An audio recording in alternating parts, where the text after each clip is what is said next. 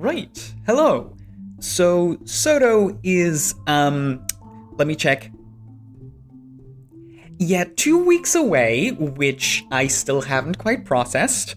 And with it, ANET wants to start trying out new combat and build features that don't come in the form of elite specializations. Our first one in line is the Weapon Mastery system, which, for those that don't know, allows you to use weapons that were previously locked to a specific elite specialization on any build within that profession, regardless of specialization. And really, I saw this as the obvious choice to go for when they announced they would be doing this, and I had to ask myself, what does that actually do? Besides making things slightly less confusing for new people, what can you actually do with the crossover weapons? And that's what I want to break down today in this video, going over every class and their specialization weapons, and then talk about what they might do for the other two specializations that currently don't have access to that weapon. I say all, but today we're only talking about the light classes, so Ellie, Mesmer, Necro, because I wanted to keep this video short, at least relatively speaking. I'll talk about medium and heavy in their own videos, which will come out before the release of SOTO. Hopefully. Ahem. Now be aware, this is just speculation, and with the results of the beta that we've seen, ANET might have to come up with some balance changes right as SOTO releases, which obviously I can't take into account. My usual disclaimer also applies. I'm exclusively a PvE player, and I will be coming at this from the perspective of a PvE player. So if you hear me say, shield is a useless weapon, then don't come at me about it being useful in PvP or World vs. World, because that's just not what we're talking about. I'm also primarily focusing on the group endgame stuff, so raids, fractals, that sort of thing. Though I will mention open world here and there, I just won't discuss it in detail, just because you can kind of make anything work in open world that you want. There are really not that many standards, so if you think an idea is fun, it at least becomes worth testing out in open world and seeing if you want to play with it. Repeating that phrase 18 times in each of the 3 videos would be kind of redundant. So let's get started with Elementalist. And I gotta preface the Ellie one with Ellie weapons are weirdly balanced in that the specialization weapons are pretty much always balanced to be better than the core weapons, because they have been the main mechanism to buff the specializations individually, so to buff like Weaver without buffing Tempest or Catalyst, or whichever way you want to look at it, has mostly been done through the weapon skills and kind of force them into being the best on their respective specializations. This does also apply to other classes, it's just extremely obvious with Elementalist. And so the crossover weapons might do some funky things to Ellie, and we've already seen this in the beta, and yeah, specifically looking at Warhorn. Warhorn is just already an insanely good weapon on its own, and it's probably gonna be good on everyone. In fact, it might just be like the offhand weapon for every Ellie build going forward, unless they make changes to it. The only thing I can see not using Warhorn is Power Sword Weaver, just because with that one you do still rotate through like water and earth, and those skills on Warhorn aren't like good at all for power damage, so Dagger might pull ahead in that. But other than that, every Connie build is going to prefer this over Focus, and this also has the chance to enable or to re-enable a Catalyst build that doesn't use Hammer, because there was a Dagger Catalyst version that kind of floated around, but then phased out, both because of the changes to the Ellie dashes, and also just generally because it didn't really add anything that Hammer wasn't doing while having forced movement and less damage. So Dagger Catalyst never really caught on. But with Warhorn, there's a chance, because Warhorn is also just really good utility, and with non-Hammer Catalyst, you can play a style of Catalyst that doesn't have to use every element, which makes it much, much easier to pick up for people. It also has a bunch of fields, which inherently synergizes with Catalyst as well. Still more, it's also a potential enabler for Heal Catalyst. So Heal Catalyst does exist as like a fringe build that technically works, but it's just not good. However, with Warhorn, you would gain at least a better source of burst healing through the water skills, and a reliable source of might share with Heatsink, and all of the things that Sand Squall is capable of doing. I'm gonna call it now, it's probably not going to be enough on its own to bring Heal Catalyst up to the forefront of healers or anything, but it's a few pieces that make the whole thing a little bit less of a complete joke. Sorry, that was a lot about Warhorn, but that's just because Warhorn is incredibly versatile and totally underrated. The rest of the weapons are going to go a lot faster, I promise. Now, Ellie Sword. As much as I love Sword, for Tempest it's not amazing. It has no synergy with the power build, because the thing that makes Scepter good on Power Tempest is that it can cast the Air 2 while you're overloading, and Scepter is now balanced to be better than Sword on Condi builds as well, so there's not really a niche for Sword to fill on Tempest specifically. However, it's probably pretty good for Catalyst. I already explained the Dagger build, and Main Hand Sword is just a straight upgrade over Main Hand Dagger for a power build. So that's probably also where it goes. I think Sword Warhorn is a combination we might see a lot, both on Weaver and Catalyst. This is also why I said at the start they're probably going to have to do balance changes on release, because there was an over 50k benchmark from the beta that was Sword Warhorn. I think it was Weaver specifically, but yeah. As for Hammer, I don't think it's amazing on Tempest. It has the same synergy issue that Sword has for the power build, but there is some interesting rotation shenanigans that you can do, because you can do stuff like go into water, use the 4, and then switch into air on the first hit, and that already covers a bunch of your downtime in air because you're still casting the water skill. That could maybe do something, could potentially be an alternative, not convinced on it though. However, this is one of those cases where it's going to be great fun in open world, because Hammer is just an amazing weapon for open world, gives you so many tools to work with, it's great. I also think it's probably going to be really fun for Weaver. We have already seen the Hammer dual skills in the beta. They're not very interesting. They just basically put up both buffs from the elements at the same time, which wouldn't really change your rotation that much, because you still need to go from an element combination into both of the other elements, so you're swapping elements the same number of times essentially. So that doesn't really change anything, but it's probably still going to be pretty fun. Mesmer, starting with shield. And this is partially why I gave the shield example at the start, because Chrono Shield just does not do anything anymore. It is entirely a weapon without a purpose. It's not even a good utility swap. This thing needs to be either buffed or reworked. What it offers you is an admittedly lengthy block, which is nice but not practical, at least for group content stuff on its own. It offers the protection boon, but not nearly enough uptime to do anything with.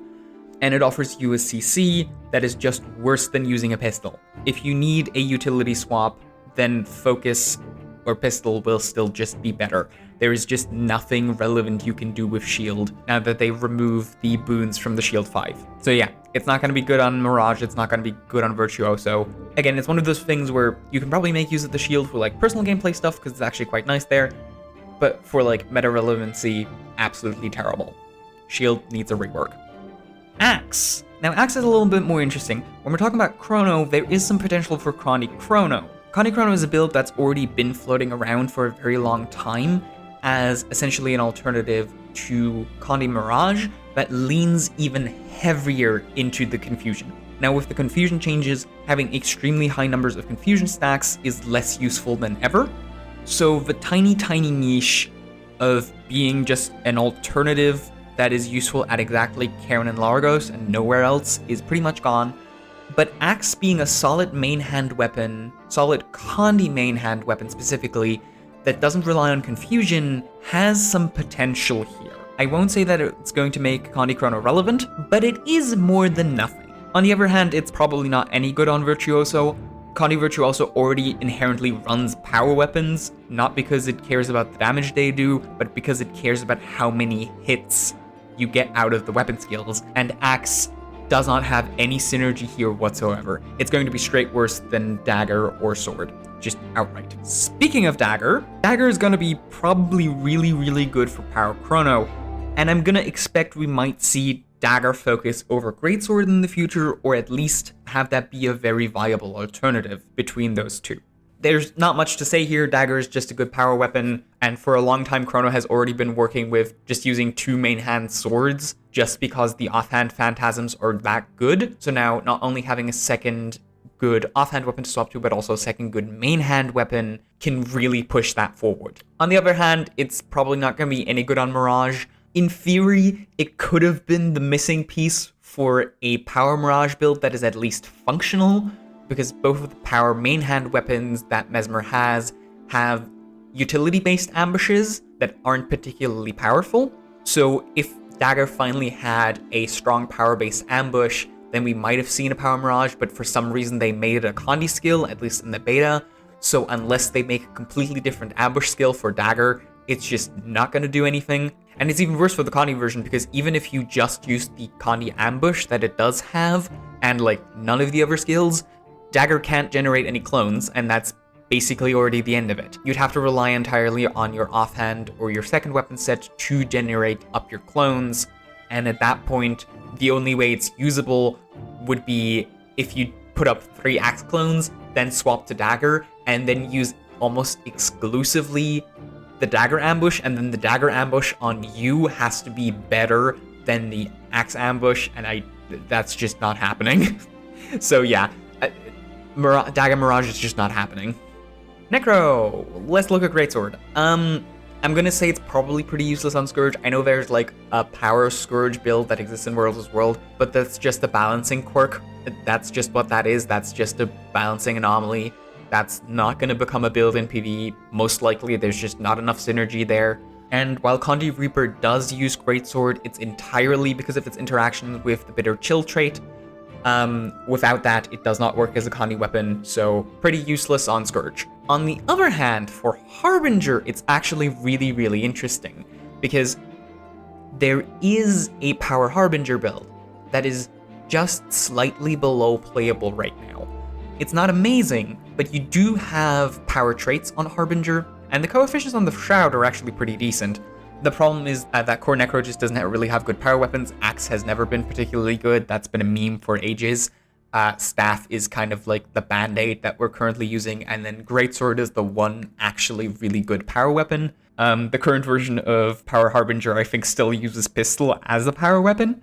So if they get Greatsword, that might actually make that build like genuinely relevant. And if not, great thing to play in open world. It was already really, really good before the patch, just because Power Harbinger in particular has like amazing self-support. So yeah, do yourself a favor and go check that out, even if it's not meta relevant post SOTO release. Torch, continuing the trend of really good Necro weapons.